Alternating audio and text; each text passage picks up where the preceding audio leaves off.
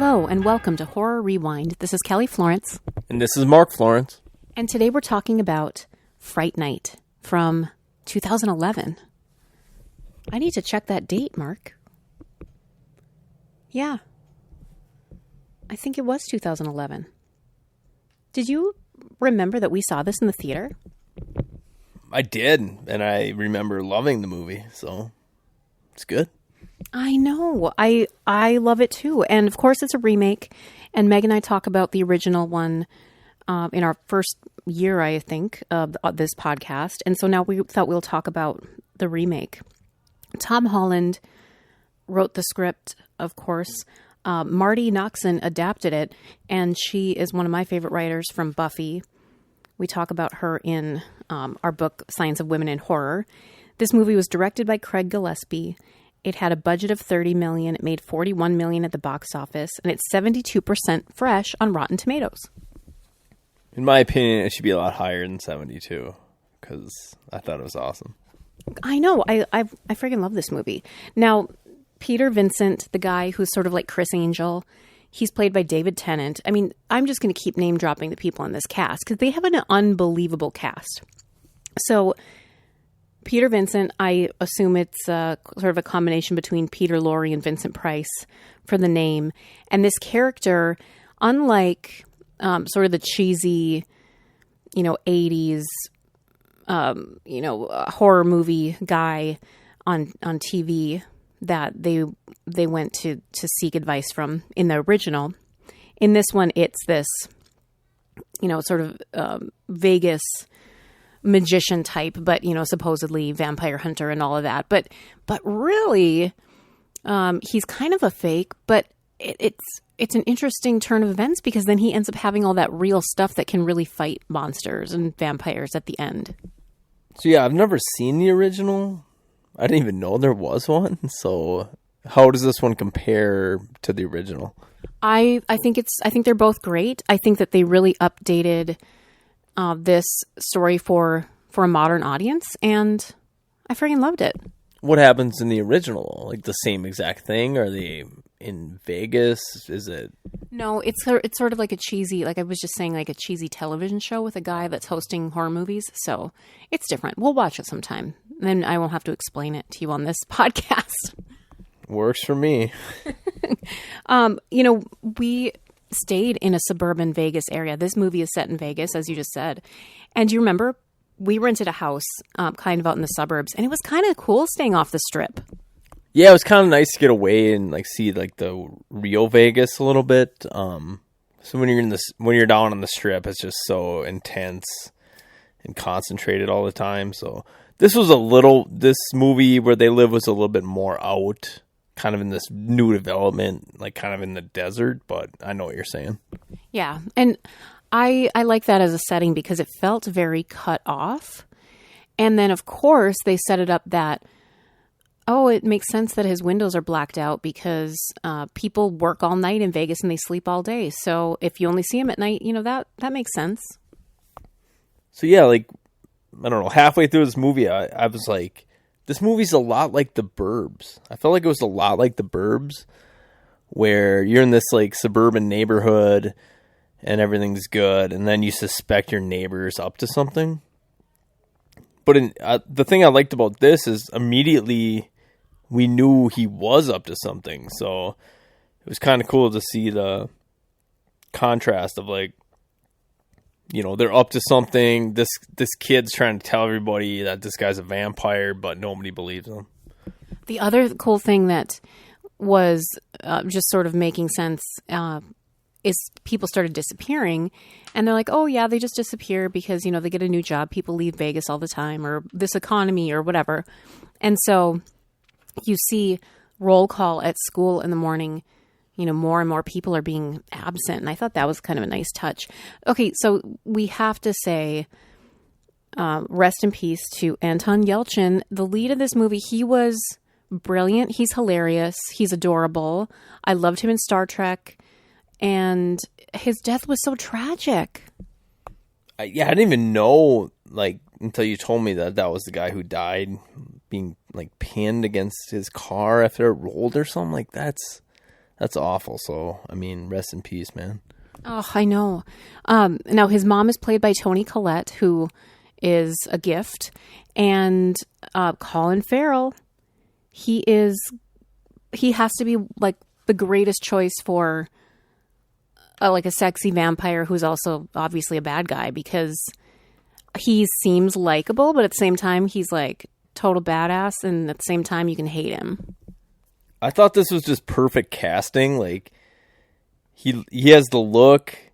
You can't tell if you can trust him, and he's funny too, though. Like, he's got good comedic timing, and he's like super funny. So I thought that was just perfect casting for the role of the neighbor vampire guy. I know, I loved it. Oh, and then the friends. Dave Franco is one of the friends. And then the other friend, we don't know his name, but he is the boyfriend on Modern Family. And I always show a clip from Modern Family with that kid in it in my communication classes. So I recognized him immediately. And then, do we talk about McLovin yet? McLovin from, I don't even remember the name of the movie. Superbad? Yeah, from Superbad's in it. And he's really good in the movie. And then his mom is actually Lisa Loeb, who had the hit song. Do you remember how the song goes? No. I know how it goes, but no, I remember now, but I'm not going to sing it on here. That's fine. That's fair. I like that they set up Toni Collette's character as a real estate agent. Because there's these houses, they're abandoned, or we got to sell them. And you noticed right away that the signs looked like stakes, and that totally came into play later. Yeah, because obviously, how do you kill a vampire? With a wooden stake to the heart.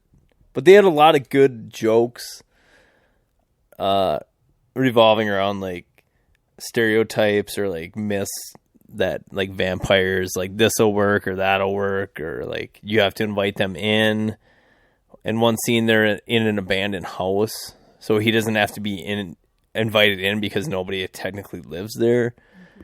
And then, to me, the best scene in the movie is when he comes over to the kid and like he asks for beer, and he's like, "Yeah, I got this girl coming over for a beer, but I don't have any beer." And he's just like outside of the door, and he's like looking at the door, and he's like salivating, but he can't come in, and the guy knows he can't come in, so it's a pretty cool scene.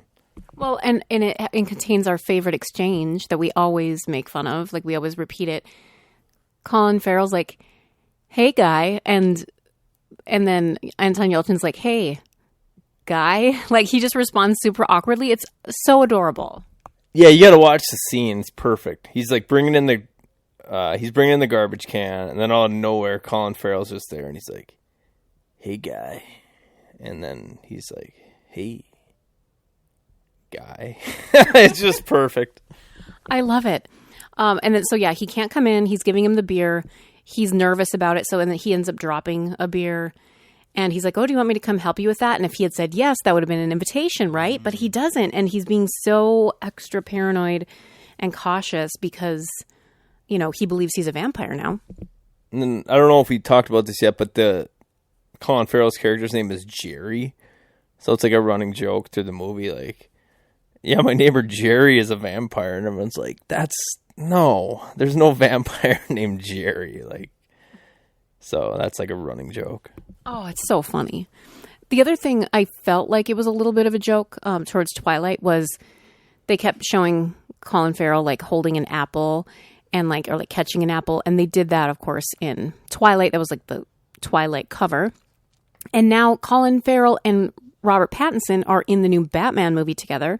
That trailer just dropped recently. And it looks epic, and I love it already. I love superhero movies. And our Pats is seriously a great actor, and anyone who's like, "Oh, but he was in Twilight," well, get over it, because he's great. He's wonderful. And give me more of that black eye makeup on his eyes. It looks awesome. Yeah, I'm totally stoked for that new Batman movie. The trailer looked really good, but then today I heard it's not coming out till like fall of 2021 or something. Well, yeah, because they got postponed because they were filming and then the pandemic shut them down. It shut everything down, Mark. Everything's postponed. Wait, what's a pandemic? Oh boy. So I was thinking about the kind of a theme, especially of course in the beginning of this movie, was how stories of friendships breaking up over nerd versus popularity, and how that makes me really sad because McLovin, I'm sorry, I don't remember his character name, and Anton Yelchin were like besties, and they used to do all these fun nerdy things together, but then he started getting cool, so they didn't hang out anymore. And that's such a like a theme in so many, especially high school movies, or maybe college sometime, but don't stop being friends with your nerdy friends if you become popular. Can't we all just get along? I agree 100%. I feel like it's different once you become an adult. Like, you don't really care about that stuff anymore, but it's all about like popularity and stuff in middle school and high school. But yeah, McLovin seemed like a nice guy. I don't know his real name. I'm sorry, but and he knew that guy was a vampire, and he was trying to get his friend to help him, and it led to his demise. So, but he actually became a vampire. McLovin did, and came into play later. So, I know it was a great series of events, and that happens in the original as well. Now, something funny we forgot to mention with that beer scene is that when Colin Farrell asked to borrow the beer, Anton Yelchin's like, well, he's like, does your mom have any beer? And he's like, well, my mom's kind of like a light domestic type, if that's okay. And I'm like, Mark, that's me.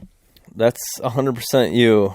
If it doesn't say Miller Lite or Bud Light or Mick Golden Light, you won't drink it. I know. I'm sorry. I'm simple. I'm basic, but that's what my taste buds want. That's why they make those. There's that's the most consumed beer, so. I'm not alone on this planet, okay? Exactly. No, that's good beer. It's okay.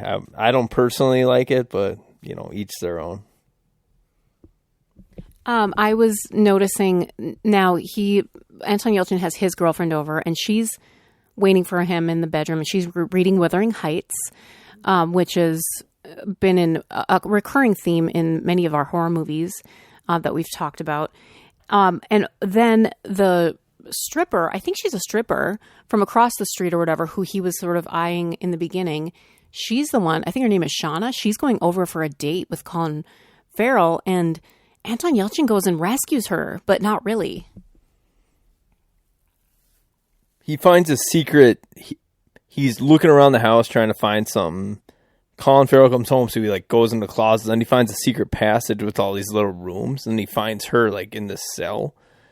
He breaks her out, but she's already been bitten. She's already a vampire, I think. And Colin Farrell knows this, so he kind of sort of lets them escape. And the second she hits the sunlight, she just evaporates and just burns up. So I thought that was a sweet scene. It was so cool because you think, she's going to get away, and now they can call the police or do something about this. But nope, there's not even any proof left. So Anton Yelchin's like, what am I going to do? I'm going to go ask for help from Peter Vincent in Vegas.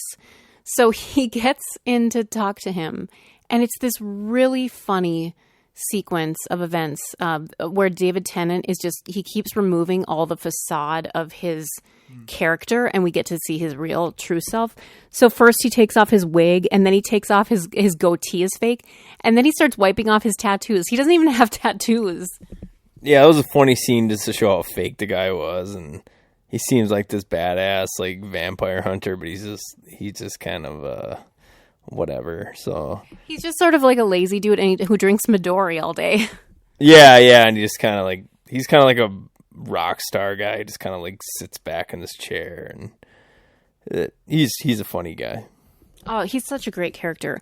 And something that I realized at this point in the movie too, I mean, I had already realized it, but I wrote it down, was that horror comedies are really hard to pull off effectively because sometimes, the tone is off, or it's just not funny, or maybe it's not scary.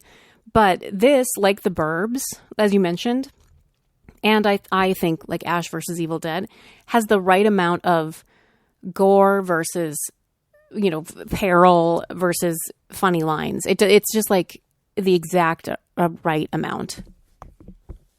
Yeah, I mean, this movie, I don't know what it is. It's just the perfect, like, tone, it's like shot a certain way. I don't know, just everything to me is perfect for what they were going for. So bravo. And it's not like, I feel like some horror comedies, maybe the stakes, no pun intended, are so low that you don't feel like anybody's really going to die. But people are actually dying. So you really do fear for them, like when they're trying to escape in the van. Is it a van? And he's actually like holding himself under the car and he's going to attack them. Like that felt really scary because it's like, holy crap, this guy's serious.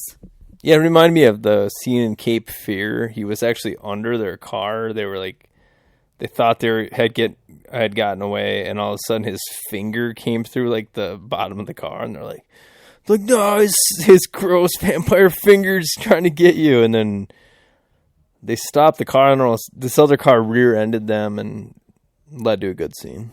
Oh my gosh, yeah. I mean, so good. And like real violence and real death. Like there was a random guy who crashed the other car who ended up just dying in that scene. Like no big deal. The other thing that I appreciate is that you don't necessarily just get killed right away by vampires. Like they could just feed off you, or they could turn you, or, there's all these possibilities, I guess, within the legend and universe of vampires. And so it's not just like zombies where when you're bit, you're dead, It's like there's a lot of possibilities with vampires.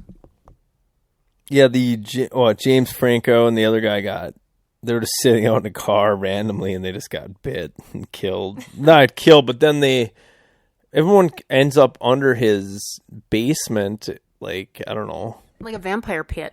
Yeah, like the certain breed of vampire that they was like, they would just like lay in the dirt, and like all of a sudden they just came out at the end. So that's pretty cool. I freaking love it. Oh, the other thing that we see through Mick Lovin's video in the beginning to prove that Colin Farrell's a vampire is that they don't show up on video.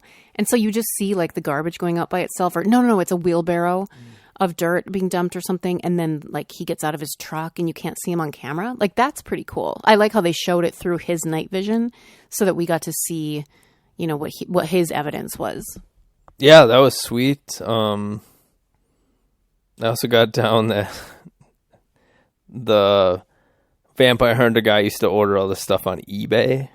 And then what? Something didn't work, and he's like, fucking eBay. I know. Oh, yeah, it was that gun he had, right? That would shoot stakes. Oh, yeah. It was super cool. I'm like, that's awesome. And then it like broke right away. No, that was really funny. And there was a good montage for them like getting ready to like go to battle and stuff. But of course, some of the stuff was like legit and worked, and other things didn't. Like, do you remember when maybe it was McLovin or maybe it was Anton Yelchin was like holding up a cross and he pretended like it bothered him, but it really didn't? Yes. And like near the end, there's sunlight, and Colin Farrell's like, he's like half. Sometimes his face changes. He's more of a vampire, like with his teeth and his face. So he's like half vampire, and there's these little things of sunlight like coming through the floor, and he's like near one. And he hisses at. He's like, ah. I love that. It was so funny. It's just like the perfect comedic timing. Yeah, it was like it's like a lot of subtle comedy. It's not like over the top like slapstick comedy. So that's what I enjoy. Oh yeah, no, totally. I freaking love it. Plus, like a lot of good makeup, a lot of good special effects. CGI was good. I felt, and like just weird like movements. Like he could move really fast, and like he was really strong. So really good. I think Marty Noxon was the perfect person to update this script because it modernized it. It took a lot of the elements that I appreciated from the first one, of course, but also from what she did with Buffy and made it like you had all of this roller coaster of emotions, like you felt real things for these characters and you cared. But at the same time, you could laugh about Colin Farrell hissing, it was so good. I think it was also an interesting plot line that David Tennant really did get interested, or Peter Vincent. I'm going back and forth between character names and actor names. But he got interested in all this because he really did witness a vampire kill his parents. And then it turns out that it was Colin Farrell. So it was like this whole story arc for him that it came back full circle. And it was the guy. Now, I went to go cook the kids some food quick. And I missed this one part. But you were saying it was this certain steak. If they staked him with it, then all the people who he had made into vampires would come back to be human, right? Yeah, so I can't remember what his name, David Tennant or whatever. He had all this memorabilia or artifacts or whatever in his sweet like penthouse at the casino where he lived, with stuff that could like defeat vampires and just stuff like that. But he had this special steak. I can't remember where it was from, but he said if you kill that vampire with that, everyone he's turned into a vampire will like come out of their trance or whatever. So that's kind of what happened at the end. Yeah, and that was cool. So then that way too, like people got to come back to life, who we loved and cared about. At least the ones who weren't totally destroyed before that, I guess. So would you want to become a vampire, Kelly, or not? I have asked people this question on this podcast before, and my answer is yes. I know it's wrong, but I would. Wow. Okay. Why? Because you'd get to live forever. And I mean, I would do good things with it. I would be like the vampires on True Blood when like, eat like animals, like an Interview with the Vampire, even though I'm a vegetarian, like, or, synthetic blood or something. So I wouldn't kill people. I mean, unless they were bad guys. Maybe I'd be like the Dexter of vampires. I'd kill bad vampires.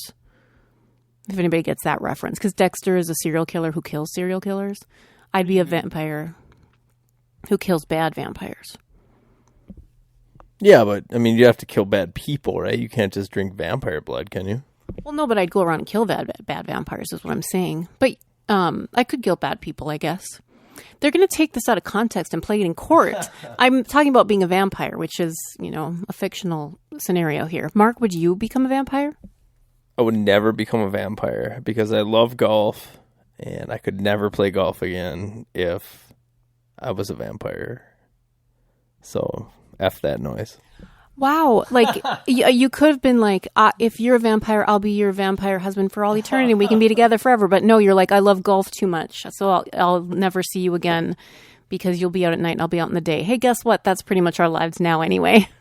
Can I change my answer or is it too late? Too late. You sold yourself up the river. What was so epic about the end sequence? Did they just show a bunch of cool scenes? I don't remember now. Yeah, I mean, even the credits were just sweet. Like I feel like they did these freeze frames and then they like cut it over with like blood and like it was like all red. I don't know. It was just awesome and like the music was perfect. Yeah. No, like I don't know what it is. Just like for me, everything about this was just like spot on. So no, I freaking love this movie. I remember loving it when we saw it, and I remember we went to see it, and I don't know if I dragged you along or if you wanted to see it, but we freaking loved it. We were laughing out loud in the theater.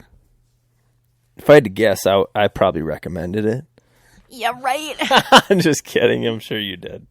But no, I mean, I do remember just really enjoying this a lot, and yeah, just perfect. Like they were. I feel like they were going for something, and they got what they were going for. They weren't going for something that was like too crazy high, and they just. I don't know. They hit their mark perfect. I agree, Mark. You're preaching to the choir, man. And you know what, friends? If you haven't ever seen this movie, go out and rent it. It is so amazing. We rented it. It wasn't streaming anywhere for free, but we're like, heck yeah, we'll pay $3.99 for HD. Yeah, because Kelly's like, should we do the the SD for $2.99 or the HD? And I'm like, let's do the HD. It's like, we'll treat ourselves. But it's worth it. And we got a new TV because we gave our old one to my parents. And so, like, life is good. I realize that a lot of bad things are happening in the world, but if you can escape for a couple hours with a great flick, do it.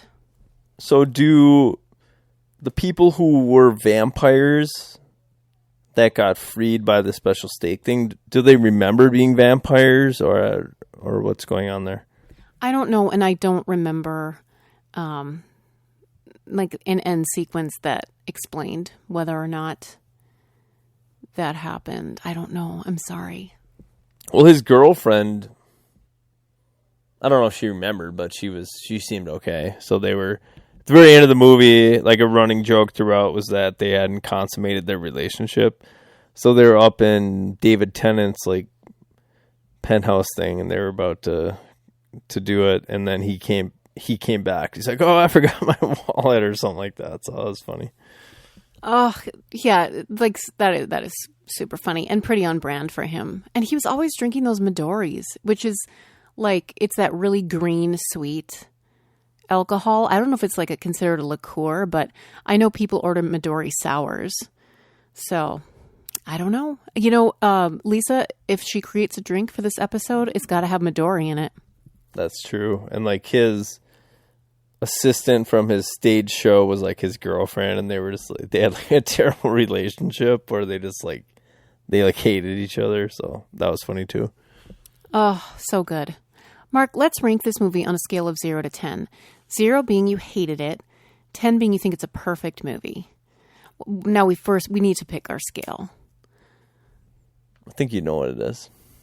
Hey, guys? Yeah, it's hey, guy. Okay, how many hey, guy do you give Fright Night 2011? I'm gonna have to just go out on a limb here and just give it a 10. Hey, guys. I don't know. I don't know. I can't put it into words, but something about it was just like so perfect for me, at least. Like, just the tone, the way the movie was shot, little moments of suspense followed by comedy. You know, a lot of famous actors, good acting. And I just loved it. So I think this might be your first 10 on the Horror Rewind podcast. Can you remember giving a 10 to any other horror movie? No, I don't think so. Wow. So put that down in the history books, folks. No, I'm serious. That's awesome. I love that you love it this much. And guess what? I'm giving it a 10 as well. Whoa. I freaking love this movie. And it makes me so happy to know that you love it as much as I do. And that this is sort of your brand of horror comedy, because this is, it's perfection. It is so good. It is so well done. Like you said, the cast is beyond amazing. Like, I don't think you could assemble that same cast today. It's just, I don't think it would happen. And when I saw that Marty Noxon had adapted the screenplay, I was like, okay, no wonder I love this movie so much. Because I love Buffy and I love the season she did.